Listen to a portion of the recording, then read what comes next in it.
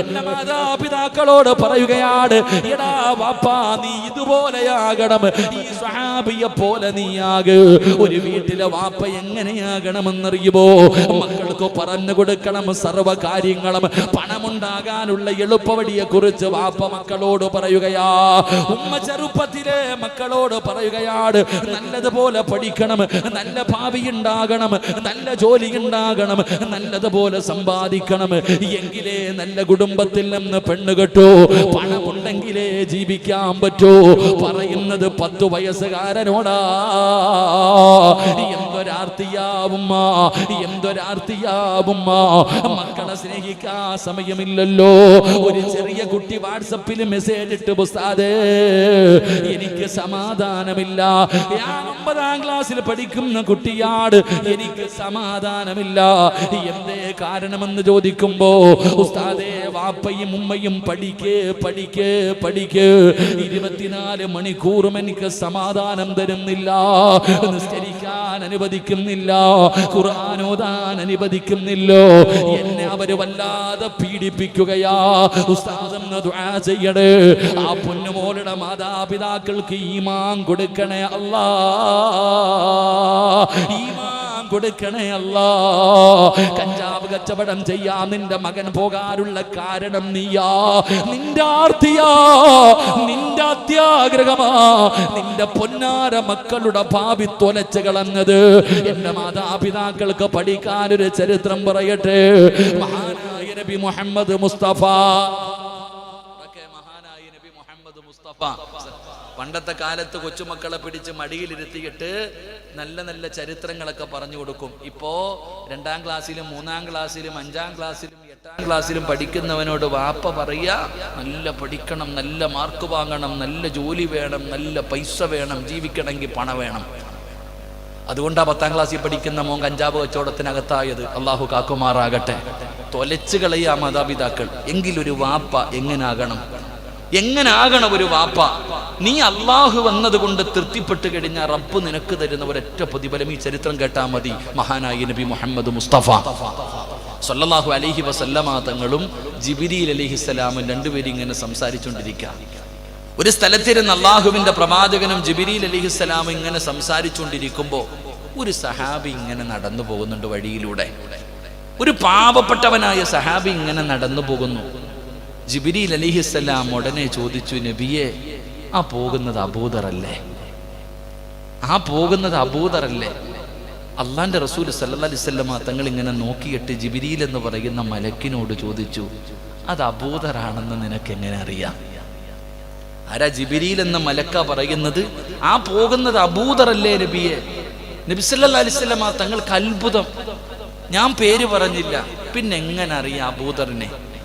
ആ പാവപ്പെട്ട സഹാബി എങ്ങനെ നിനക്കറിയാം? നബി, എനിക്ക് മാത്രമല്ല, ഇന്നഹു ലഫീ അവിടെ നിന്ന് പറഞ്ഞു കൊടുക്കുന്നു. നബി 7 ആകാശത്തിലുള്ള ഏത് മലക്കിനോട് ചോദിച്ചാൽ ആ സഹാബിയുടെ പേര് പറഞ്ഞു തരും.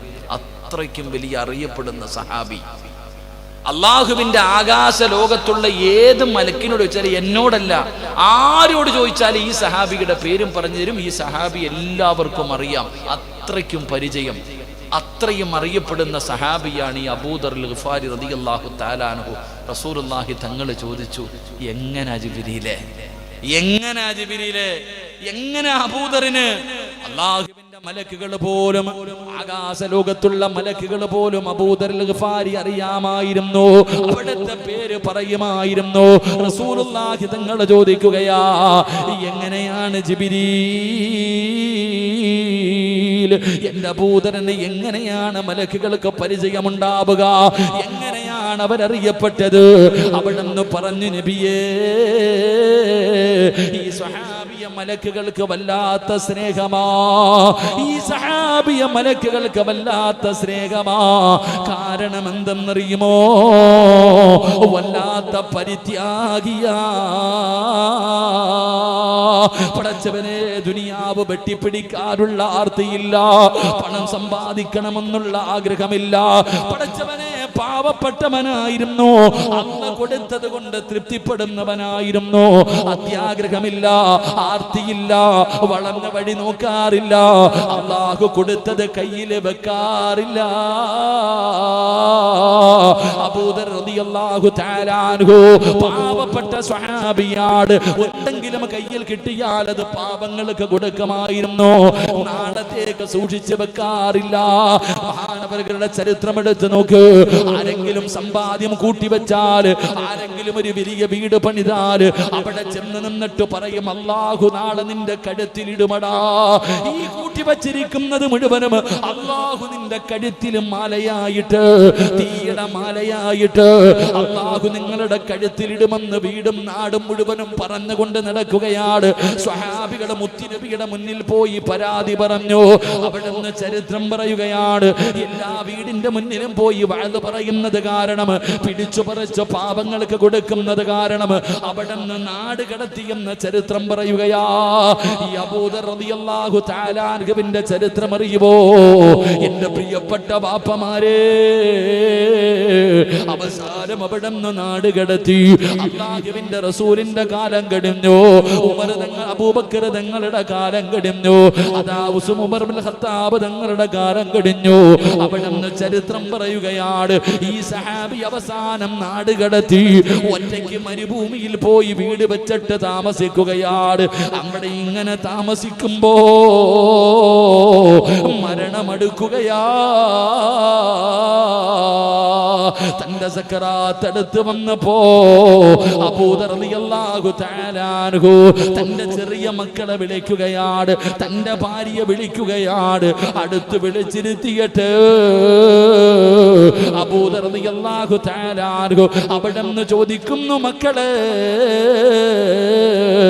വാപ്പാനെ വെറുപ്പാണോ, ഉപ്പാനോട് ദേഷ്യമാണോ? വാപ്പാനെ നിങ്ങൾ വെറുക്കല്ലേ, വാപ്പാനെ നിങ്ങൾ ശപിക്കല്ലേ. നിങ്ങൾക്ക് വേണ്ടി ഞാനൊന്നും കരുതി വെച്ചിട്ടില്ല. വാപ്പ പാവപ്പെട്ടവനാണ്, ഉപ്പ നിങ്ങൾക്ക് വേണ്ടി ഒന്നും കരുതി വെച്ചിട്ടില്ല. വാപ്പ കള്ളു കുടിച്ച് തീർത്തതല്ല, പെണ്ണ് പിടിച്ച് തീർത്തതല്ല, എല്ലാ പാവങ്ങൾക്ക് കൊടുത്തു. എന്റെ കയ്യിൽ എന്തെങ്കിലും കിട്ടിയാൽ ഞാനൊന്നും നാളത്തേക്ക് മാറ്റി വെക്കാറില്ല, എല്ലാം ഞാൻ പാവങ്ങൾക്ക് കൊടുക്കുമായിരുന്നു. അതുകൊണ്ട് എന്റെ കയ്യിലൊന്നുമില്ല. എന്നിട്ട് വാപ്പ തന്റെ പൊന്നാര മക്കളോട് പറയുന്നു, മക്കളെ വാപ്പാടെ അവസ്ഥ എന്തെന്നറിയോ? ഞാൻ മരിച്ചാ കഫം തുണി വാങ്ങാൻ ഒരു ദിർഹം പോലും എന്റെ വീടിന്റെ അകത്തില്ല മക്കളെ. മരിക്കാൻ കിടക്കുന്ന സമയത്ത് അബൂദർ റളിയല്ലാഹു തആല അൻഹു പറഞ്ഞു കൊടുക്കുകയാ, മോനെ വാപ്പ മരിച്ചാ വാപ്പായിക്ക് കഫം തുണി വാങ്ങാൻ 5 നയാ പൈസ വാപ്പയുടെ കയ്യിലില്ല. ഒരു കീറാത്ത വസ്ത്രം ഈ വീടിന്റെ അകത്തില്ല. ഉപ്പാന് കഫം തുണിയാൻ, ഉപ്പാന് കഫം പൊതിയാൻ കീറാത്ത ഒരു തുണി ഈ വീടിന്റെ അകത്തില്ല. ഇതാണ് നിങ്ങളുടെ വാപ്പയുടെ അവസ്ഥ. ഈ സദസ്സിലിരിക്കുന്നവരോട് പറയുകയാണ്, പ്രവാസ ലോകത്ത് കിടന്ന് കഷ്ടപ്പെടുന്ന പ്രവാസികളുണ്ടല്ലോ, വാപ്പായിക്ക് ജോലി എന്താണെന്ന് നീ ഇന്നുവരെ നിന്റെ പൊന്നുമക്കളോട് പറഞ്ഞു കൊടുത്തിട്ടുണ്ടോ? പണ്ടത്തെ പെണ്ണുങ്ങളും ഇന്നത്തെ പെണ്ണുങ്ങളും തമ്മിലുള്ള വ്യത്യാസം എന്തെന്നറിയുമോ? അല്ലാഹുവേ, ഞങ്ങളുടെ ഉമ്മമാര് മരിച്ചുപോയവരുടെ ഖബർ നീ വിശാലമാക്കണേ അല്ലാ. ജീവിച്ചിരിക്കുന്നവർക്ക് ദീർഘായുസ് കൊടുക്കണേ അല്ലാ. നമ്മുടെ ഉമ്മമാരുണ്ടല്ലോ ഭക്ഷണം കഴിച്ചു കൊണ്ടിരിക്കുന്ന സമയത്ത് ഒരൽപ്പം ഭക്ഷണം താഴെ വീണ ഭക്ഷണം എടുത്തു പാത്രത്തിലിട്ട് തന്നിട്ട് നമ്മുടെ ഉമ്മ പറഞ്ഞു തരും, മോനെ ഇത് നിന്റെ വാപ്പയുടെ രക്തം വിയർപ്പാക്കി അധ്വാനിച്ചതാ, കളയല്ലേടാ. അതിന്റെ വില എന്താണെന്ന് നമ്മുടെ ഉമ്മമാര് പഠിപ്പിച്ചു തരുമായിരുന്നു. ഇന്നത്തെ പെണ്ണുങ്ങൾ അങ്ങനല്ല. അന്യനാട്ടിൽ കിടന്ന് പടുത്ത് കിടക്കുന്ന മലരാരുണ്യത്തിൽ കിടന്ന് കഷ്ടപ്പെടുന്നവര്, നിന്റെ ജോലി എന്താണെന്ന് നീ നിന്റെ മക്കളോട് പറയാറില്ല. ഫോണ് വേണോ, മൊബൈല് വേണോ, എന്ത് വേണമെന്ന് എന്ന് ചോദിച്ചാലും മുടങ്ങാതെ കൊടുക്കുന്നത് കാരണം അവസാനം തിന്ന് എല്ലിന്റെ അകത്ത് കൊഴുപ്പ് കയറുമ്പോ മറക്കുമടാ ചെറുപ്പക്കാരാ, ഇന്ന് പണം കൂടിയതിന്റെ പലതും കാണുന്നവരല്ലേ, ഹെലികോപ്റ്ററിൽ വന്നിറങ്ങുന്നവരുണ്ടല്ലോ. പടച്ചവരെ, അമ്പലങ്ങളിലേക്ക് പ്രതിഷ്ഠ കൊണ്ടുപോകുന്നത് പോലെ ഇന്ന് വിവാഹം നടക്കുന്ന വീടുകളിൽ നടക്കുന്ന പേക്കൂത്തുകളെ കണ്ടിട്ടുണ്ടോ? ഈ സമുദായം എന്തേ പഠിക്കാത്തത്? ഇനി എന്ന് നന്നാകാനാ? എവിടെ കൊണ്ട് പറന്ന് തീർക്കാനാ? ഈ മനുഷ്യൻ വീണു മരിച്ചു പോകുന്ന കൊറോണ എന്ന് പറയുന്ന രോഗം വന്നിട്ട് പോലും ഈ ഉമ്മത്ത് പഠിച്ചില്ലല്ലോ, ഈ ഉമ്മത്ത് നേരെയായില്ലല്ലോ, ഈ ഉമ്മത്ത് നന്നായില്ലല്ലോ. എങ്ങനാടാ ക്ലോസറ്റിന്റെ കേക്ക് മുറിക്കാൻ നിന്നെ കൊണ്ട് കഴിയുന്നത്? ഈ സമുദായമല്ലാതെ വേറെ ഏതെങ്കിലും ഒരു സമുദായം കാണിക്കുന്നുണ്ടോ? അവർക്ക് മരണത്തിന് ശേഷം ജീവിതമല്ലോ, അവർക്ക് പരലോകമില്ലല്ലോ, അവർക്ക് നരകമില്ലല്ലോ. ഇതെല്ലാം ഉണ്ടെന്ന് വിശ്വസിക്കുന്നവനല്ലേ നമ്മള്? കാണിക്കുന്നത് അവര് പോലും ചെയ്യാത്ത പാപമാ. അതുകൊണ്ട് വാപ്പമാരോട് പറയുകയാ, നിന്റെ ജോലി എന്താ? നിനക്കൊരു മാസം കിട്ടുന്ന ശമ്പളം എന്താ? മക്കളോട് പറഞ്ഞു പഠിപ്പിക്കണം. അപ്പോഴേ മക്കൾക്ക് അതിന്റെ വിലയറിയോ, അതിന്റെ മഹത്വം അറിയോ. അബൂദർ റളിയല്ലാഹു തആല അൻഹു ആ ചെറിയ മക്കളെ വിളിച്ചെടുത്തിരുത്തിയിട്ട് പറയുകയാ, നിങ്ങളുടെ വാപ്പ പാവപ്പെട്ടവരാ, മരിച്ചാ കഫം തുണി വാങ്ങാൻ ഒരു രൂപ പോലുമില്ല, കീറാത്ത ഒരു വസ്ത്രമില്ല, കീറാത്ത ഒരു വസ്ത്രമില്ല. അല്ല നിങ്ങളെ കൈവിടൂല, നിങ്ങൾ ഒരിക്കലും പേടിക്കണ്ട, പടച്ചറപ്പ് നിങ്ങളെ കൈവിടൂല. അബൂദർ റളിയല്ലാഹു തആല അൻഹു മരിക്കുന്നതിന് മുമ്പ് തന്റെ ഭാര്യയോടും മക്കളോടും പറഞ്ഞു കൊടുക്കുകയാ, നിങ്ങളെ കൈവിടൂല. എന്നിട്ട് പറഞ്ഞത് എന്തെന്നറിയോ? വാപ്പ മരിച്ചു കഴിഞ്ഞ മയ്യത്ത് കുളിപ്പിക്കണം, വെള്ള തുണിയിലെടുത്ത് പൊതിയണം, എന്നിട്ട് കൊണ്ടുപോയി ജനങ്ങൾ നടന്നു വരുന്ന വഴിയിൽ കൊണ്ടുവെക്കണം. ഈ മരുഭൂമിയിലെ വഴിയില് ഉപ്പാട മയ്യത്ത് കൊണ്ടുവെക്കണം. ഉംറ കഴിഞ്ഞാരെങ്കിലും വരുന്നത് കണ്ടാ മക്കളവരോട് പറയണം, അല്ലാഹുവിന്റെ റസൂലിന്റെ സഹാബിയാ, കയ്യിൽ 5 നയാ പൈസ ഇല്ല, കഫം തുണി വാങ്ങാൻ പൈസ ഇല്ല, കീറാത്ത ഒരു വസ്ത്രവുമില്ല. അതുകൊണ്ട് നിങ്ങളുടെ കയ്യിലിരിക്കുന്ന കഫം തുണി കൊണ്ട് എന്നെ ഒന്ന് കഫം പൊതിഞ്ഞിട്ട് കബറടക്കാർ അവരോട് പറഞ്ഞാ മതി മക്കളെ. അബൂദർ റളിയല്ലാഹു തആല അൻഹു പറഞ്ഞു കൊടുക്കുകയാ, അവിടെന്ന് മരണപ്പെട്ടു, അവിടെന്ന് മരണപ്പെട്ടു. മക്കള് നല്ലതുപോലെ ഉപ്പാരെ കുളിപ്പിക്കുകയാണ്. അവിടെന്ന് ജനാസ കുളിപ്പിച്ചു, മയ്യത്ത് ചുമന്ന് കൊണ്ടുപോയി ജനങ്ങൾ നടന്നു വരുന്ന വഴിയിൽ വെച്ചു. മക്കള് കാത്തിരിക്കുകയാ. അവസാനം റബ്ബേ ഒരു സംഘം നടന്നു വരികയാണ്, ഉംറ കഴിഞ്ഞൊരു സംഘം വരികയാണ്. അവിടെന്ന് മക്കള് പറഞ്ഞു, ഈ കിടക്കുന്നത് ഞങ്ങളുടെ വാപ്പയാ, അല്ലാഹുവിന്റെ റസൂലിന്റെ സഹാബിയാ, പാവപ്പെട്ടവനാണ്, തുണി വാങ്ങാൻ പൈസയില്ലോ, പുതിയ കഫം തുണിയുമില്ല. ഞങ്ങളോട് വസിയത്ത് ചെയ്തത് ഇഹ്റാമിന്റെ വസ്ത്രത്തിൽ പൊതിയണമെന്നാണ്. അതുകൊണ്ട് നിങ്ങളുടെ കയ്യിലുള്ള ഇഹ്റാമിന്റെ വസ്ത്രത്തിൽ ഞങ്ങളുടെ വാപ്പാനെ ഒന്ന് പൊതിഞ്ഞിട്ട് കബറടക്കടേ. പൊട്ടിക്കരഞ്ഞുകൊണ്ട് പ്രിയപ്പെട്ട മക്കള് പറയുമ്പോ അതിന്റെ നേതാവ് മഹാനായ സൽമാനുൽ ഫാരിസി റളിയല്ലാഹു തആല അൻഹു, അല്ലാഹുവിന്റെ റസൂലിന്റെ സഹാബിയല്ലേ, അവിടുന്ന് ചിന്തിച്ചു, നാദാ ആരാ അല്ലാഹ് ഇത്രയും ദരിദ്രനായ, ഇത്രയും പാവപ്പെട്ട ഏത് സഹാബിയാ അല്ലാഹ്? കഫം തുണി പോലും വാങ്ങാൻ പൈസ ഇല്ലാത്ത, പുതിയ തുണിയില്ലാത്ത ഈ സഹാബി ആരാ? അടുത്ത് ചെന്നിട്ട് മുഖത്തിട്ടിരിക്കുന്ന തുണി അങ്ങ് ഉയർത്തുമ്പോൾ അബൂദർ റളിയല്ലാഹു തആല അൻഹുവിന്റെ മുഖത്തിട്ടിരിക്കുന്ന തുണി അങ്ങ് മാറ്റുമ്പോ സുബ്ഹാനല്ലാഹ് കടക്കുന്നത് അബൂദറുൽ ഗിഫാരി. സൽമാൻ തങ്ങളെ വിളിച്ചു പറയുകയാണ്, സദഖ റസൂലുള്ളാഹ്, സദഖ റസൂലുള്ളാഹ്. എന്റെ മുത്തുനബി പറഞ്ഞത് സത്യമാ, നബി പറഞ്ഞത് സത്യമാ. അബൂദർ റളിയല്ലാഹു തആല അൻഹുവിനെ കുറിച്ച് പ്രവാചകൻ ഒരിക്കൽ ഒരു യുദ്ധത്തിന് പോകുമ്പോ പറഞ്ഞിരുന്നു, അന്ന് അബൂദർ താമസിച്ചാ വന്നത്. അവസാനം ഓടി വരുന്നത് കണ്ടപ്പോ റസൂലുള്ളാഹ് പറഞ്ഞു, സ്വഹാബാ, അബൂദർ തനിച്ചാട്, ജീവിക്കുന്നതും തനിച്ചാട്, മരിക്കുന്നതും തനിച്ചാട്, ഖബറടക്കുന്നതും തനിച്ചാട്, നാളെ പരലോകത്തെ കടന്നു വരുന്നതും തനിച്ച് തന്നെയാ. അല്ലാഹുവിന്റെ റസൂല് പറഞ്ഞിരുന്നു.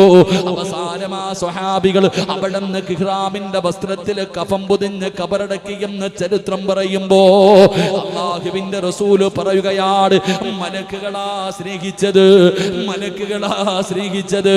കാരണം എന്തെന്നറിയുമോ?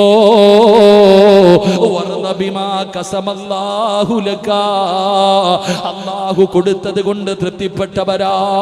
അതുകൊണ്ട് പെങ്ങളോട് പറയുകയാ, ആർത്തി വേണ്ട, അത്യാഗ്രഹം വേണ്ട, ഈ ദുനിയാവിന്റെ പുറകെ ഓടണ്ട. ഒരുപാട് പേരെ വഞ്ചിച്ചത് ഈ ദുനിയാവാ, ഒരുപാട് പേരെ നശിപ്പിച്ചത് ഈ ദുനിയാവാ, ഒരുപാട് പേരുടെ നരകത്തിലെത്തിച്ചത് ദുനിയാവാ, ഒരുപാട് പേരുടെ ജീവിതം തുലച്ചത് ദുനിയാവാ. ഇതിനൊരു കൊതുകിന്റെ ഒരു ചിറകിന്റെ വിലയില്ല പെണ്ണ്. അല്ലാഹുവിന്റെ മുന്നില് ഒരു കൊതുകിന്റെ ഒരു ചിറകിന്റെ വില പോലും ഈ ദുനിയാവിലില്ല. അതുകൊണ്ട് ഇതിന്റെ പുറകെ ഓടല്ലേ, ഇതിന്റെ പുറകെ നീ ഓടല്ലേ. അല്ലാഹു നിനക്ക് 4 പരീക്ഷണം തരുമെന്ന് നബി മുഹമ്മദ് മുസ്തഫ സല്ലല്ലാഹു അലൈഹി വസല്ലമ തങ്ങൾ പറയുകയാ, ദുനിയാവിന്റെ പുറകെ ഓടുന്നവന് അല്ലാഹു കൊടുക്കുന്നത് 4 ശിക്ഷയാണ്. താങ്ങാൻ നിന്നെ കൊണ്ട് പറ്റൂല, താങ്ങാൻ നിന്നെ കൊണ്ട് പറ്റൂല. വെറുതെ നിന്റെ ജീവിതം തുലയ്ക്കരുത്.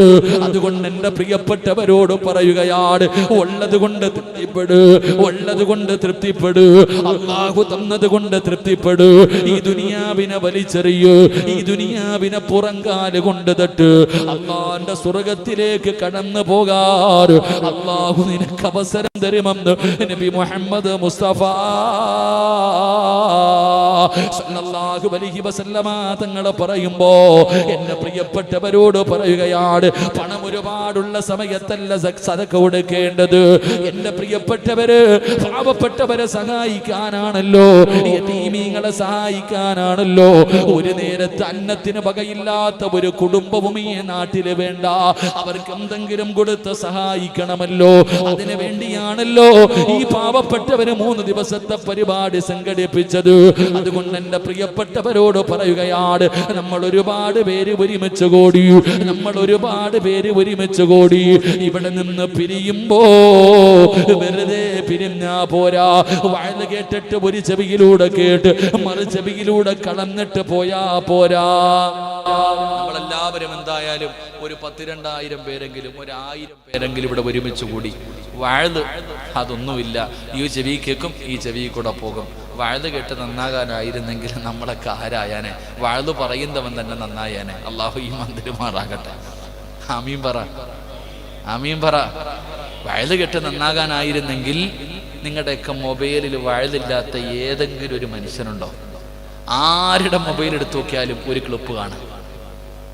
അതിനിടയിൽ പലതും ഉണ്ടെങ്കിലും ഒരു വയല് കാണാം, ഇല്ലേ? ഏത് പെണ്ണിന്റെ മൊബൈൽ എടുത്തൊക്കെയും വയലില്ലേ? ഏതെങ്കിലും ഒരു ഉസ്താദിന്റെ വയല്. നമ്മുടെ ഇന്നത്തെ വയല്, പണ്ടത്തെ കാലങ്ങളിൽ വയലിന്റെ സദസ്സിൽ നിന്ന് മയ്യത്ത് കൊണ്ടുപോകുമായിരുന്നു. ഇന്നത്തെ വയലിന്റെ സദസ്സിൽ ഓനൊന്ന് നിർത്തിയാൽ മതിയായിരുന്നു. അല്ലാഹ് തലവേദന എടുക്കണതാ. ഒരു പള്ളിയിലെ അച്ഛൻ, ഞാനൊരു കഥ ഇങ്ങനെ പറയും. ഒരു പള്ളിയിലെ അച്ഛൻ 30 വർഷം പള്ളിയിൽ പ്രസംഗിച്ചു. നാട്ടുകാരോട് മുഴുവനും ദൈവത്തെക്കുറിച്ച് പറഞ്ഞു കൊടുത്തു. 30 വർഷക്കാലം തൻ്റെ കുഞ്ഞാടുകൾക്ക് മുഴുവനും ദൈവത്തെക്കുറിച്ച് പറഞ്ഞു കൊടുത്ത ഒരച്ഛൻ. അതേ നാട്ടിൽ ഒരു കള്ളുകുടിയനായ ഒരു ഓട്ടോ ഡ്രൈവറുണ്ട്. എപ്പോഴും അടിയും ബഹളവും, വലിയ സ്പീഡായി വണ്ടി ഓടിക്കുന്നത്. അങ്ങനെ ഇവർ രണ്ടുപേരും ദൈവത്തിൻ്റെ മുന്നിലെത്തി. ദൈവത്തിൻ്റെ മുന്നിലെത്തിയപ്പോൾ കള്ളുകുടിയനുമുണ്ട്, ഓട്ടോക്കാരനല്ലേ, കള്ളു കുടിക്കുന്നവനാണ്. ഓട്ടോക്കാരെ കുറിച്ച് പറയുമ്പോൾ തന്നെ അറിയാലോ നമുക്കില്ലേ. അപ്പൊ ഈ കള്ളുകുടിയനായ ഓട്ടോക്കാരനും ഉണ്ട്, ഇപ്പുറത്ത് ഈ 30 വർഷം പ്രസംഗം നടത്തിയ അച്ഛനും ഉണ്ട്. രണ്ടുപേരെയും നോക്കിയിട്ട് ദൈവം പറഞ്ഞു കള്ളുകുടിയനോട് പോടാ സ്വർഗത്തിൽ കയറി പൊക്കോളാൻ പറഞ്ഞു. അപ്പൊ ഈ പള്ളിയിൽ അച്ഛൻ ചോദിച്ചു, ദൈവമേ, ഇവനാ നാട്ടിലെ ഏറ്റവും വലിയ കുടിയനും അടിയുണ്ടാക്കുന്നവനും മോശക്കാരനുമായിരുന്നു, ഇവനെയാണോ ആദ്യം സ്വർഗത്തിൽ വിടുന്നേ? ഞാൻ 30 കൊല്ലം നിന്നെക്കുറിച്ച് ജനങ്ങൾക്ക് പറഞ്ഞു കൊടുത്തവനാ. അപ്പൊ ദൈവം പറഞ്ഞു, ഈ 30 കൊല്ലം പറഞ്ഞപ്പോ നാട്ടുകാർ മൊത്തം ഇരുന്ന് ഉറങ്ങുമായിരുന്നു. 30 കൊല്ലം നിങ്ങൾ പ്രസംഗിച്ചപ്പോ ജനങ്ങൾ എന്നെ കുറിച്ചൊന്നും ഓർത്തില്ല, എല്ലാവരും ഉറക്കമൊക്കെ ആയിരുന്നു, അവർക്ക് വേറെ വേറെ ചിലന്റെയായിരുന്നു. പക്ഷെ ഇവനുണ്ടല്ലോ, ഇവന് സ്വർഗം കൊടുക്കാനുള്ള കാരണം എന്തെന്നറിയോ? ഇവൻ കള്ളുകുടിയനാണെങ്കിലും ഇവന്റെ ഓട്ടോയ്ക്കകത്ത് ആരെങ്കിലും കയറിയ ഇറങ്ങുന്നത് വരെ ഒറ്റ വാക്കേ പറയൂ, ദൈവമേ ദൈവമേ ദൈവമേ കാക്കണേ, ദൈവമേ കാക്കണേ. കാരണം ഇവൻ കള്ളും കുടിച്ചിട്ടാ ഓട്ടോ ഓടിക്കണേ. ഇവന്റെ ഓട്ടോയ്ക്കകത്ത് കയറുന്നവർ മുഴുവനും ദൈവത്തെ വിളിക്കുക. കാരണം എന്തേ? എങ്ങനെയെങ്കിലും ഒന്ന് എത്തിയാൽ മതിയെന്ന്. അപ്പോൾ ദൈവം പറഞ്ഞു അത്രേ, നിങ്ങൾ 30 കൊല്ലം പറഞ്ഞപ്പോൾ ദൈവത്തെ ഓർത്തില്ല, പക്ഷെ ഇവന്റെ വണ്ടി കയറിയപ്പോൾ ഏറ്റവും കൂടുതൽ ആൾക്കാർ എന്നെ ഓർത്തു, അതുകൊണ്ടാണ് ഇവന് സ്വർഗം കൊടുത്തേന്ന്. അള്ളാഹു അങ്ങനെ നമ്മുടെ എൻ്റെ ഗതി അങ്ങനെ ആക്കാതിരിക്കുമാറാകട്ടെ. അതാ ഞാൻ പറഞ്ഞത്, വയലെന്ന് പറഞ്ഞാൽ ഇന്നത്തെ വയലുകൾ ഇങ്ങനെ. അപ്പം ഞാൻ പറഞ്ഞത്, ഈ 10,000-ൽ പരം വരുന്ന ആൾക്കാർ മുഴുവനും ഇവിടെ ഒരുമിച്ച് കൂടി വയല് കേട്ടു. എങ്ങനുണ്ട്? ചിലർ പറയും കൊള്ളാം, ചിലർ പറയും പോരാ, എന്തൊക്കെയോ ഇങ്ങനെ ഒരു ഓളം പാട്ടും ബഹളവും ഇതൊക്കെ തന്നെ. എന്തിപ്പാ സമയം പിന്നെ കുറച്ചിങ്ങനെ പോയി ഇതന്നെ. എങ്കിൽ നമ്മൾ ഇത്രയും പേര് ഇവിടെ ഒരുമിച്ച് കൂടിയിട്ട് പോകുമ്പോൾ ആർക്കെങ്കിലും നമ്മളെ കണ്ടൊരു ഗുണം ഉണ്ടാകണം. അതാ, എന്തെങ്കിലും ഒരു പ്രയോജനം ഉണ്ടാകണം. അല്ലെങ്കിൽ ഈ കൂട്ടായ്മയെ കൊണ്ടൊന്നുമില്ല. അതുകൊണ്ട് എൻ്റെ പ്രിയപ്പെട്ട സഹോദരങ്ങളോട് സഹോദരിമാരോട് പറയുന്നു, നമ്മളെ കണ്ട് ആർക്കെങ്കിലും ഒരു ഗുണമുണ്ടാകണം, ഒരു നന്മ ചെയ്തിട്ട് പിരിയാം. അള്ളാഹു ഭാഗ്യം തരുമാറാകട്ടെ, അള്ളാഹ് ഭാഗ്യം തരുമാറാകട്ടെ. സ്വർഗത്തിൽ ഒരു വീട് വേണമെന്ന് ആഗ്രഹിക്കുന്നവരൊക്കെ കൈവക്കുക. ദുനിയാവിലല്ല, സ്വർഗത്തിൽ. ഇതേപ്പാ പൈസ ഒന്നും ചോദിക്കൂല, ചിലർക്ക് പേടി, ഇയാളെ പിരിവ് തുടങ്ങാൻ പോവാന്നല്ല. അള്ളാഹു സ്വർഗത്തിൽ ഒരു ഭവനം നൽകി അനുഗ്രഹിക്കുമാറാകട്ടെ. ഒരു 3 സ്വലാത്ത് സ്വല്ലല്ലാഹു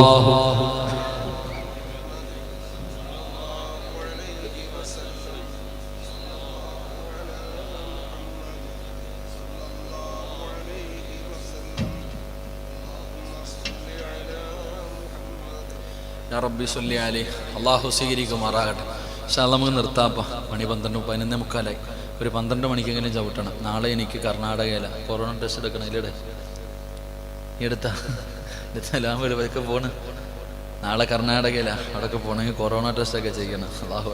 അള്ളാഹു കാത്തിരക്ഷിക്കുമാറാകട്ടെ, അള്ളാഹ് കാത്തിരക്ഷിക്കുമാറാകട്ടെ. എൻ്റെ പ്രിയപ്പെട്ട സഹോദരങ്ങളെ, മഹാനായ നബി മുഹമ്മദ് മുസ്തഫ സല്ലല്ലാഹു അലൈഹി വസല്ലമ തങ്ങൾ പറയുന്നു, നമ്മൾ ഇന്ന് ദുആ ചെയ്യാൻ പോകും അല്ലാഹുവിന്റെ മുന്നിൽ 3 ദിവസത്തെ വഅദ് കഴിഞ്ഞിട്ട് റബ്ബിന്റെ മുന്നിൽ ദുആ ചെയ്യുകയാണ്.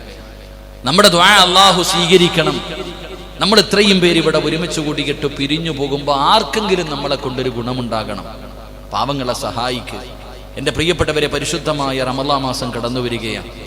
നമ്മളൊക്കെ റമളാൻ മാസം കടന്നു വരുമ്പോൾ നോമ്പ് തുറക്കാനിരിക്കണ സമയത്ത് നമുക്ക് തന്നെ വസ്വാസ, ഏത് തിന്നണം, ചുട്ടത് വേണോ, കരിച്ചത് വേണോ, പൊരിച്ചതെടുക്കണോ, എന്തൊക്കെ എടുക്കണം, ഇങ്ങനെ വാരി വെച്ചിരിക്കുക ഫുഡ്. നമ്മുടെ മുന്നിൽ നോമ്പ് തുറക്കുന്ന സമയത്ത് വെച്ചിരിക്കുന്ന ഫുഡ് കണ്ട ഉസ്താദന്മാരൊക്കെ കണ്ണു തള്ളാറുണ്ട്, ഇതിൽ ഏതെടുക്കണമെന്ന്. കോഴിയുണ്ട്, ചിക്കനുണ്ട്, മട്ടനുണ്ട്, ബീഫുണ്ട്, അതുണ്ട്, ഇതുണ്ട്, ചുട്ടത് എല്ലാം ഉണ്ട്, ഒരത്തിയതുണ്ട്, വറുത്തതുണ്ട്, എല്ലാം ഉണ്ട്. എന്നാ നിങ്ങളുടെ നാട്ടിലെ നോമ്പ് തുറക്കുന്ന സമയം ഒരു കാരക്കയും പച്ചവെള്ളവും കൊണ്ടിരിക്കണ എത്ര പാവങ്ങളുണ്ടെന്നറിയോ? നോമ്പ് തുറക്കാൻ സമയമാകുമ്പോ പടച്ചവനെ, ആ പാവങ്ങൾ എങ്ങനെ കഞ്ഞിയും വെച്ചിട്ടിരിക്ക. അവർക്ക് എത്രയോ പാവങ്ങളുണ്ട് സഹോദരങ്ങളെ. നമുക്കവരെ സഹായിക്കാൻ കഴിയണം, നമുക്കവർക്കൊരു താങ്ങാകാൻ കഴിയണം.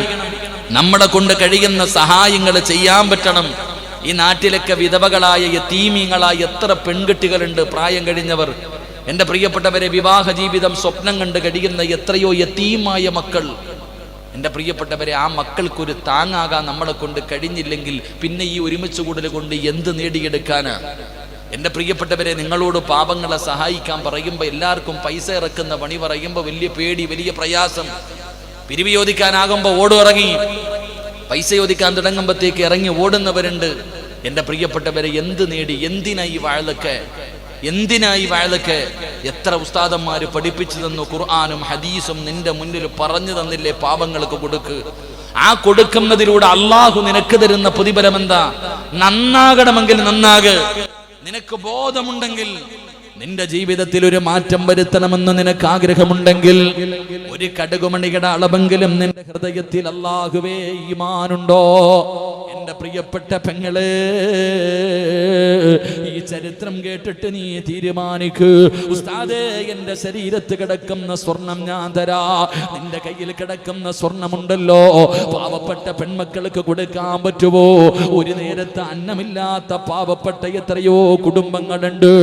ആ കുടുംബത്തിന് നിന്റെ കയ്യിൽ കിടക്കുന്ന ഒരു സ്വർണ്ണമോതിരം ഊരിക്കൊടുക്കാൻ പറ്റുമോ? പഴാ സ്വർണ്ണമിടാത്ത ഒരു പെണ്ണ് പോലും ഈ സദസ്സിലില്ല. പെണ്ണെ, സ്വർണത്തിനേക്കാൾ വലുത് സ്വർഗമാ. കോടികൾ കൊടുത്താ വാങ്ങാൻ പറ്റൂല. പക്ഷേ ചില സമയങ്ങളിൽ ചെയ്യുന്ന സദഖ കൊണ്ട് നിനക്കത് നേടാൻ പറ്റും. അതുകൊണ്ട് ഓടേണ്ടവർക്ക് ഓടാ, ഇരിക്കേണ്ടവർക്ക് ഇരിക്കാ, കൊടുക്കേണ്ടവർക്ക് കൊടുക്കാ. ഒരേ ഒരു ചരിത്രം പറഞ്ഞു തരാ. സദഖ കൊടുക്കുന്നവർക്ക് റബ്ബ് തരുന്ന പ്രതിഫലം എന്തെന്നറിയുമോ? മഹാനായ നബി മുഹമ്മദ് മുസ്തഫ സല്ലല്ലാഹു അലൈഹി വസല്ലമ തങ്ങളുടെ മുന്നിലേക്ക് മുഖറബുൽ അംലാഖ് മലക്ക് ജിബ്രീൽ അലൈഹിസ്സലാം കടന്നു വരികയാണ്. യാ റസൂലല്ലാഹ്, നാളെ യാത്ര പോകുന്ന സഹാബികളുണ്ടല്ലോ. നാളെ രാവിലെ ഒരു സംഘം യാത്ര പോകുന്നുണ്ട്. അവരുടെ കൂട്ടത്തിൽ ഒരു സഹാബിയുണ്ട്, അബ്ദുറഹ്മാൻ ഇബ്നു ഔഫ് റളിയല്ലാഹു തആല അൻഹു. പ്രവാചകൻ വല്ലാതെ സ്നേഹിക്കുന്ന സ്വഹാബിയാണ്. അല്ലാഹുവിന്റെ റസൂലിനോട് പറഞ്ഞു കൊടുക്കുകയാ, നാളെ യാത്ര പറയാൻ വരുമ്പോ നല്ലതുപോലെ യാത്ര പറയണേ നബിയേ. ഇനി മടങ്ങി വരില്ല നബിയേ. ആ സ്വഹാബി ഇനി മടങ്ങി വരില്ല. ഇത് അവസാന യാത്രയാണ്, ഇത് അവസാന യാത്രയാണ്. നല്ലതുപോലെ യാത്രയാക്ക് നബിയേ. അല്ലാഹുവിന്റെ പ്രവാചകന്റെ മുന്നിൽ ജിബ്രീൽ എന്ന് പറയുന്ന മലക്ക് വന്ന് പറഞ്ഞു കൊടുക്കുകയാ, അല്ലാഹുവേ സുബഹി നമസ്കാരം കഴിഞ്ഞു. സഹാബികൾ അല്ലാഹുവിന്റെ റസൂലിന്റെ മുന്നിൽ വന്ന് യാത്ര പറയുകയാണ്. അവസാനം വരുന്നതാരെന്നറിയോ? അബ്ദുറഹ്മാൻ ഇബ്നു ഔഫ് റളിയല്ലാഹു തആല അൻഹു. പ്രവാചകന്റെ ഹൃദയം ഇങ്ങനെ പിടയ്ക്കുകയാ, കാരണം വല്ലാത്ത സ്നേഹമാ. ആ സ്വഹാബിയോട് റസൂലുള്ളാഹി തങ്ങൾക്ക് വല്ലാത്ത സ്നേഹമാണ്. ഈ സ്വഹാബി യാത്ര പറയാ വന്നപ്പോ റസൂലുള്ളാഹി മുഖമങ്ങ് താഴ്ത്തി പിടിക്കുകയാണ്. എന്നിട്ട് അവിടെ നിന്ന് കയ്യിൽ പിടിച്ചുകൊണ്ട് നടന്നുപോയി. വാഹനത്തിന്റെ ചാരത്ത് ചെന്നപ്പോ റസൂലുള്ളാഹി കെട്ടിപ്പിടിക്കുകയാ. മഹാനായ അബ്ദുറഹ്മാൻ ഇബ്നു ഔഫ് റളിയല്ലാഹു തആല അൻഹുവിനെ അല്ലാഹുവിന്റെ റസൂൽ കെട്ടിയങ്ങ് പിടിക്കുകയാണ്. സ്വഹാബികൾ കണ്ണും തള്ളി നിൽക്കുകയാണ്. ഇങ്ങനെ ഒരിക്കലും മുത്തുനബി യാത്രയാക്കിയിട്ടില്ല, ഒരിക്കലും പ്രവാചകൻ ഇങ്ങനെ യാത്രയാക്കിയിട്ടില്ല. സ്വഹാബി പോലും ചോദിക്കുന്നു, നബിയേ ഇന്ന് എന്ത് പ്രത്യേകതയാ നബിയേ, എന്ത് പ്രത്യേകതയാ നബിയേ? അവസാന യാത്രയാക്കുന്നത് പോലെ എന്നെ യാത്രയാക്കുന്നല്ലോ നബിയേ. അല്ലാഹുവിന്റെ റസൂല് പറഞ്ഞവിടന്ന് യാത്രയാക്കുകയാണ്. അവിടന്ന് അല്ലാഹുവിന്റെ റസൂല് വാഹനത്തിൽ കയറ്റി അവിടന്ന് ഇങ്ങനെ യാത്ര പോവുകയാണ്. കണ്ണെത്താ ദൂരം വരെ പ്രവാചകൻ ഇങ്ങനെ നോക്കി നിൽക്കുകയാണ്. കാരണം ഇനി മടങ്ങി വരില്ലല്ലോ, അവസാന യാത്രയാണല്ലോ, ഇത് മരണത്തിലേക്കുള്ള യാത്രയാണല്ലോ. അല്ലാഹുവിന്റെ റസൂല് തിരിച്ചു വരുമ്പോ സ്വഹാബികൾ ചോദിക്കുന്നു, നബിയേ എന്തേ നബിയേ ഇങ്ങനെ യാത്രയാക്കാനുള്ള കാരണം എന്തേ നബിയേ? സഹാബാ, അത് പിന്നീട് നിങ്ങൾക്ക് മനസ്സിലാകും സഹാബാ. അല്ലാഹുവിന്റെ റസൂൽ അവിടെ നിന്ന് പറയുകയാണ്, എന്റെ പ്രിയമുള്ളവരെ, ദിവസങ്ങൾ കഴിഞ്ഞു, മാസങ്ങൾ കഴിഞ്ഞു. ഒരു ദിവസം അല്ലാഹുവിന്റെ പ്രവാചകൻ മസ്ജിദുൻ നബവിയിൽ ഇരിക്കുമ്പോ ആരാ കടന്നു വരുന്നതെന്നറിയുമോ? അല്ലാഹുവിന്റെ പ്രവാചകൻ മസ്ജിദുൻ നബവിയിൽ സ്വഹാബത്തിന്റെ ഇടയിലിരിക്കുമ്പോ അതാ പറയുന്നു, അസ്സലാത്തു വസ്സലാമു അലൈക യാ സയ്യിദി യാ റസൂലല്ലാഹ്. അല്ലാഹുവിന്റെ പ്രവാചകൻ ഒരു സലാം കേൾക്കുകയാണ്. അവിടെ നിന്ന് തിരിഞ്ഞു നോക്കുമ്പോ ആരാ വന്നതെന്നറിയുമോ? ആരാ സലാം പറഞ്ഞതെന്നറിയുമോ? മഹാനായ അബ്ദുറഹ്മാൻ ഇബ്നു ഔഫ് റളിയല്ലാഹു തആല അൻഹു. റസൂലുള്ളാഹിക്ക് അത്ഭുതമായി മുത്തുനബി ചാടി എഴുന്നേൽക്കുകയാണ്. അള്ളാന്റെ റസൂൽ അവിടുന്ന് ചാടി എഴുന്നേൽക്കുകയാ. അബ്ദുറഹ്മാൻ ഇബ്നു ഔഫ് റളിയല്ലാഹു തആല അൻഹു അവിടുന്ന് ജീവനോടെ തിരിച്ചു വന്നിരിക്കുകയാണ്. റസൂലുള്ളാഹിക്ക് വല്ലാത്ത സന്തോഷമായി. എന്തേ സംഭവിച്ചത്? ജിബ്രീലാണ് പറഞ്ഞത് വരില്ലെന്ന്, ജിബ്രീലാണ് പറഞ്ഞത് വരില്ലെന്ന്. പക്ഷേ ഈ സ്വഹാബി ജീവനോടെ തിരിച്ചു വന്നിരിക്കുകയാ. അള്ളാന്റെ റസൂൽ ചോദിക്കും, എന്തേ സംഭവിച്ചത്? എന്തേ സംഭവിച്ചത്? എന്റെ പ്രിയപ്പെട്ട പെങ്ങള്, ഇനി നീ തീരുമാനിക്കുമോളെ. ഇനി നീയാണ് തീരുമാനമെടുക്കേണ്ടത്. പണമുള്ളവരാണ് തീരുമാനിക്കേണ്ടത്. അല്ലാഹുവിന്റെ പ്രവാചകനോട് ജിബ്രീൽ അലൈഹിസ്സലാം ഒരു കഥ പറഞ്ഞു കൊടുക്കുകയാ. എന്തേ കഥ എന്നറിയുമോ? അല്ലാഹുവേ, അബ്ദുറഹ്മാൻ ഇബ്നു ഔഫ് റളിയല്ലാഹു തആല അൻഹു സ്വഹാബത്തും ഇങ്ങനെ യാത്ര ചെയ്ത് ക്ഷീണിക്കുകയാ. പടച്ചവനെ, ഒരു സ്ഥലത്ത് ചെന്നപ്പോ എല്ലാവരും ക്ഷീണത്തിലാണ്, എല്ലാവരും ക്ഷീണത്തിലാണ്. ഒരു സ്ഥലത്ത് ഇങ്ങനെ റെസ്റ്റ് എടുക്കുകയാണ്. ആ സമയത്ത് സ്വഹാബികളുണ്ടല്ലോ, ഒരു കുടിലിന്റെ മുന്നിലേക്ക് കടന്നുപോയി ഒരു പാവപ്പെട്ട കുടുംബം കാണുകയാണ്. ഒരു ചെറിയ വീട് കണ്ടു. ആ കുടിലിന്റെ മുന്നിൽ ചെല്ലുമ്പോ ഒരു പ്രായമുള്ള ഉമ്മയെ കാണുകയാണ്. അവര് പറഞ്ഞു, ഉമ്മാ, ഞങ്ങൾ അല്ലാഹുവിന്റെ പ്രവാചകന്റെ സ്വഹാബികളാ, യാത്ര ചെയ്ത് വല്ലാത്ത ക്ഷീണത്തിലാണ്. ഞങ്ങൾക്ക് കഴിക്കാൻ അല്പം ഭക്ഷണം വെച്ച് തരുമോ? അല്ലാഹുവേ, ഭക്ഷണ സാധനങ്ങൾ കൊണ്ടുപോയി കൊടുക്കുമ്പോ ആ പ്രായം ചെന്ന ഉമ്മ പറഞ്ഞു, ഞാൻ ഭക്ഷണം വെച്ച് തരാ. എല്ലാവരും കിടന്നുറങ്ങി. അവസാനം പടച്ചവരെ എഴുന്നേക്കുമ്പോ എല്ലാവർക്കും കഴിക്കാൻ സുഭിക്ഷമായ ഭക്ഷണം തയ്യാറാക്കി വെച്ചിരിക്കുകയാണ്. റബ്ബേ, എല്ലാവരും ഭക്ഷണം കഴിച്ചു. ഭക്ഷണം കഴിച്ച് കഴിഞ്ഞപ്പോ സ്വഹാബികൾ പറയുന്നു, സ്വഹാബികളുണ്ടല്ലോ, റഹ്മാൻ ഇബ്നു ഔഫ് റളിയല്ലാഹു തആല അൻഹുവിനോട് അവിടുന്ന് പറയുന്നു, തങ്ങളെ, ആ ഉമ്മായിക്ക് ഒറ്റയ്ക്ക് ഇത്രയും ഭക്ഷണം വെച്ച് തരാൻ കഴിയൂല. അവിടെ വേറെ ആരോപുണ്ട്, ആ ഉമ്മയല്ലാതെ വേറെ ആരോപുണ്ട്. അത് നമുക്കും അന്വേഷിക്കണമല്ലോ. അബ്ദുറഹ്മാൻ ഇബ്നു ഔഫ് റളിയല്ലാഹു തആല അൻഹു ആ പ്രായം ചെന്ന ഉമ്മയുടെ ചാരത്ത് ചെന്നിട്ട് ചോദിക്കുന്നു, ഉമ്മ, ഒരിക്കലും നിങ്ങൾക്ക് ഒറ്റയ്ക്ക് ഇത്രയും ഭക്ഷണം വെച്ച് തരാൻ കഴിയില്ലല്ലോ. ഇവിടെ വേറെ ആരെങ്കിലും ഉണ്ടോ ഉമ്മ? ഇവിടെ വേറെ ആരെങ്കിലും ഉണ്ടോ ഉമ്മ? അബ്ദുറഹ്മാൻ ഇബ്നു ഔഫ് റളിയല്ലാഹു ചോദിക്കുമ്പോ ആ ഉമ്മ പറഞ്ഞു, മോനെ, ഇവിടെ യതീമായ 2 പെൺമക്കളുണ്ട്. എനിക്ക് യതീമായ 2 പെൺമക്കളുണ്ട്. അവരുടെ വിവാഹപ്രായം കഴിഞ്ഞു. അവര് പാപങ്ങളാ. ഞങ്ങളെ സഹായിക്കാൻ ആരുമില്ല, ഞങ്ങളെ സഹായിക്കാൻ ആരുമില്ല. നിങ്ങൾ ഇവിടെ ഭക്ഷണം ഭക്ഷണം വെച്ച് തരാ പറഞ്ഞപ്പോ എന്റെ മക്കള് പറഞ്ഞതെന്തെന്നറിയുവോ? ഉമ്മാ, അല്ലാഹുവിന്റെ റസൂലിന്റെ സ്വഹാബികളല്ലേ, അവർക്ക് ഭക്ഷണം വെച്ച് കൊടുക്കുന്നതിന്റെ ബറക്കത്ത് കൊണ്ട് അല്ലാഹു ഞങ്ങൾക്കൊരു ജീവിതം തന്നാലോ. എന്റെ മക്കളാ നിങ്ങൾക്ക് ഭക്ഷണം വെച്ച് തന്നത്. ഉമ്മ പറയുകയാണ്, എന്റെ മക്കള് തീമീങ്ങളാ, ഞങ്ങൾ പാവപ്പെട്ടവരാ. എന്റെ മക്കളെ വിവാഹം കഴിച്ചു കൊടുക്കാൻ എന്റെ കയ്യിലൊന്നുമില്ലല്ലോ. അവിടുന്ന് പ്രിയപ്പെട്ട മാതാവ് കരഞ്ഞുകൊണ്ട് പറയുമ്പോ അബ്ദുറഹ്മാൻ ഇബ്നു ഔഫ് റളിയല്ലാഹു തആല അൻഹുവിന്റെ കണ്ടടങ്ങൾ നിറയുകയാണ്. അവിടുന്ന് വിളിക്കുന്നു സ്വഹാബാ. തന്റെ കൂടെ വന്ന സ്വഹാബത്തിനെ വിളിക്കുകയാ. എന്നിട്ട് പറഞ്ഞു, ഇവിടെ യതീമായ 2 പെൺകുട്ടികളുണ്ട്. ആരാ വിവാഹം കഴിക്കുന്നത്? ആരാ വിവാഹം കഴിക്കുന്നത്? എത്ര പണം വേണമെങ്കിലും ഞാൻ തരാ സഹാബാ. നിങ്ങൾ ചോദിക്കുന്നത് എത്ര പണമാണോ? ഈ 2 പെൺമക്കളെ വിവാഹം കഴിക്കുന്നവർക്ക് എത്ര സമ്പാദ്യം വേണമെങ്കിലും ഞാൻ തരാ. എന്റെ സമ്പത്ത് മുഴുവനും ഞാൻ നിങ്ങൾക്ക് തരാ. അങ്ങനെ 2 സ്വഹാബികൾ തയ്യാറാവുകയാണ്. അബ്ദുറഹ്മാൻ ഇബ്നു ഔഫ് റളിയല്ലാഹു തആല അൻഹു ആ 2 പെൺമക്കളുടെ വിവാഹം അവർ ചോദിച്ചത് കൊടുത്തിട്ട് സ്വന്തം മക്കളെ പോലെ എവിടെന്ന് വിവാഹം നടത്തുകയാ. അല്ലാഹുവേ, ആ സമയത്താണ് ആകാശ ലോകത്ത് നിന്ന് മലക്കുൽ മൗത്ത് അസ്റാ അസ്റായീൽ എന്ന് പറയുന്ന മലക്കുണ്ടല്ലോ, റൂഹ് പിടിക്കുന്നതിന് വേണ്ടി ഇറങ്ങി വരികയാണ്.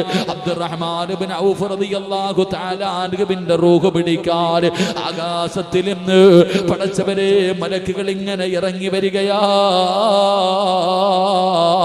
അപ്പോഴാണ് വീടിന്റെ അകത്ത് നിസ്കാരപ്പായിലിരുന്നിട്ട് ആ യതീമായ പെൺമക്കളുണ്ടല്ലോ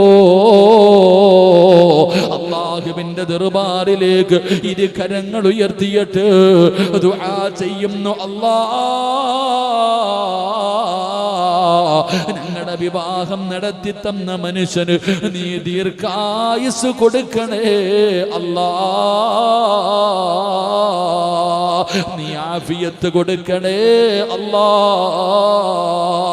യതീമായ മക്കളുണ്ടല്ലോ പായിലിരുന്നിട്ട് അല്ലാഹുവോട് പറയുന്നു, പടച്ചവര് ഈ മനുഷ്യന് നീ സ്വർഗ്ഗം കൊടുക്കണേ അല്ലാ, ദീർഘായുസ് കൊടുക്കണേ അല്ലാ. ആ ദുആ അങ്ങ് കേട്ടപ്പോ അല്ലാഹ് വിളിക്കുന്നു, അസ്റായീലേ തിരിച്ചു വാ അസ്റായീൽ. റൂഹ് പിടിക്കാൻ പറഞ്ഞു വിട്ട മലക്കിനെ അല്ലാഹു തിരിച്ചു വിളിക്കുകയാ. എന്തിന്റെ പേരിലെന്നറിയുമോ?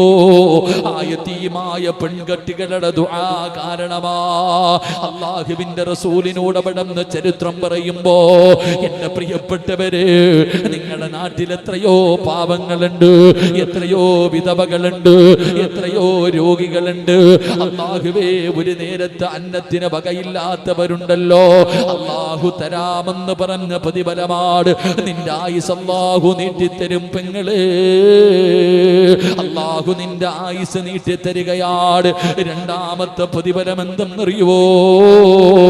ഈ പാപങ്ങൾക്ക് ഭക്ഷണം കൊടുത്താൽ, ഈ പാപങ്ങളെ സഹായിച്ച, ഈ ലോകത്ത് നിന്ന് യാത്ര പറയുന്ന ഒരു സമയമുണ്ടല്ലോ, ആകാശ ലോകത്ത് നിന്ന് 70 മുതൽ 70,000 വരെ വരുന്ന മലക്കുകളുണ്ടല്ലോ, എന്റെയും നിങ്ങളുടെയും കണ്ണിന്റെ മുന്നിലേക്ക് കടന്നു വരുന്ന ഒരു സമയമുണ്ടല്ലോ. ഫകസഫിനാ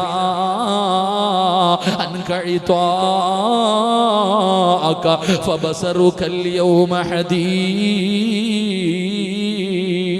ഈ സിറാജ് കാണുമല്ലോ, നിങ്ങൾ ഓരോരുത്തരും അസ്റായീലിന്റെയും കൂടെ വരുന്ന മലക്കുകളെയും കാണുമല്ലോ. അവര് നമ്മുടെ ചാരത്ത് വരുമല്ലോ. എഴുന്നേറ്റ് ഓടുന്ന മനുഷ്യ, പാവപ്പെട്ടവരാട്ടി ഇറക്കുന്ന മനുഷ്യ, യതീമിനെ കണ്ണുനീര് കുടിപ്പിക്കുന്ന പെങ്ങള്, ശരീരം മുഴുവനും സ്വർണ്ണാഭരണങ്ങൾ ഇട്ടിട്ട് അല്ലാഹുവേ, ഒരു യതീമായ പൊന്നമകൾക്ക് ഒരു ഗ്രാമം പോലും കൊടുക്കാ മനസ്സില്ലാത്ത ഉമ്മ, നിന്നോട് മലക്കുകൾ പറയുകയാ, നിന്നെ കൊണ്ടുപോകാമെന്നതാ. രക്ഷപ്പെടണമെങ്കിൽ രക്ഷപ്പെട്, ആരെ വേണമെങ്കിലും വിളിച്ചോ.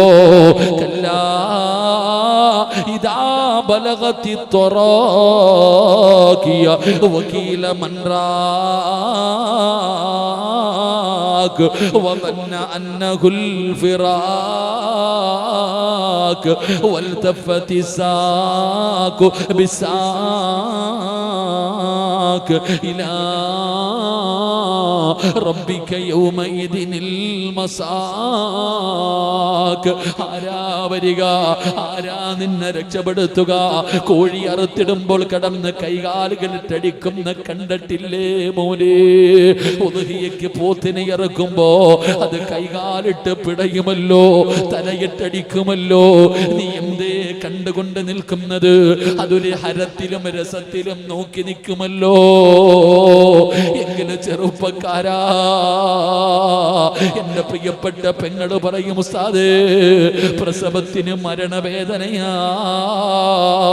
ഒരിക്കലും പറയല്ലേ ഉമ്മ, പ്രസവത്തിന് മരണവേദനയല്ല. മരണവേദനയുടെ അംശം മാത്രമേ ഉള്ളൂ. അത് പ്രസവവേദന മരണവേദനയുടെ അംശമാ, വല്ലാത്ത വേദനയാ. പക്ഷേ നീ മരിക്കുന്ന സമയത്ത് കൈയിട്ടടിക്കില്ലല്ലോ, കാലിട്ടടിക്കില്ലല്ലോ, നിലവിളിക്കില്ലല്ലോ, അടുത്ത് കിടക്കുന്ന ഭാര്യ പോലും അറിയില്ലല്ലോ.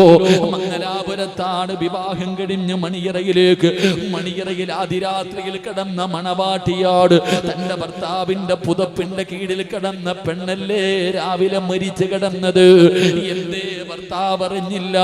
അടുത്ത് കിടന്ന് മരിച്ചിട്ട് പോലും അറിഞ്ഞില്ലല്ലോ. കാരണം എന്തെന്നറിയോ? അല്ലാഹുവിന്റെ മലക്കുകൾ 70,000 കാലിന്റെ തള്ളവിരൽ മുതൽ റൂഹ് പിടിക്കുകയാണ്. ഒരു വിഭാഗം മുട്ടുവര്, രണ്ടാമത്തെ വിഭാഗം മരവര്, മൂന്നാമത്തെ വിഭാഗം നെഞ്ചുവര്, നാലാമത്തെ വിഭാഗം കഴുത്തുവര്.